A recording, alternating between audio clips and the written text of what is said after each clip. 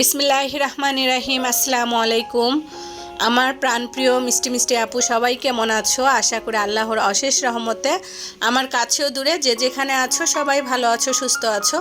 আলহামদুলিল্লাহ আমি আমার পরিবারের সবাইকে নিয়ে ভালো আছি। নতুন আরেকটি মজার রেসিপি তোমাদের সাথে শেয়ার করছি। ঘিয়ে ভাজা নবাবী সেমাই। আর এই নবাবী সেমাই কম বেশি সবাই রান্না করে খেয়েছো। ঈদ আসলেই দেখি ঘরে ঘরে এরকম নবাবী সেমাই রান্না করছে সবাই।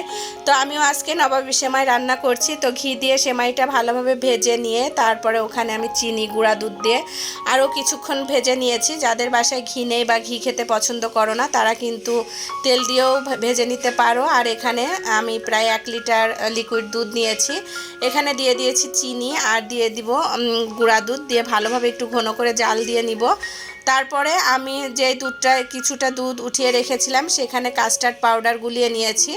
এখন কাস্টার্ড পাউডার দিয়ে দিব। কাস্টার্ড পাউডার দিয়ে কিছুক্ষণ নেড়ে চেড়ে এখানে আমি দিয়ে দিব কর্নফ্লাওয়ারটা আমি একটু পানিতে গুলিয়ে নিয়েছি। আর এখন এই যে কর্নফ্লাওয়ারটা দেওয়ার পরে কিন্তু এটা অনেকটাই ঘন হয়ে আসবে। আর ঘন হয়ে আসলে আমি নামিয়ে নিব। তো এই যে দেখতেই পাচ্ছো অনেক সুন্দর একটা ঘন হয়ে এসেছে। আর এখন এটা আমি নামিয়ে নিচ্ছি। আর এই যে আমি যে ঘি দিয়ে ভেজে রেখেছিলাম লাচ্চা সেমাই সেটা আমি এখন প্রথম লেয়ারে দিয়ে দিচ্ছি। 1 লেয়ার দেওয়ার পরে উপরে কাস্টার্ডটা দিয়ে দিব। তারপরে এখানে আমি কিছু কিশমিশ বাদাম দিয়ে দিচ্ছি।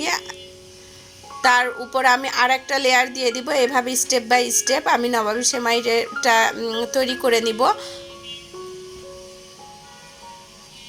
আর এটা আমি ঠান্ডা হওয়ার জন্য কিছুক্ষণ নর্মাল ফ্রিজে রেখে দিব।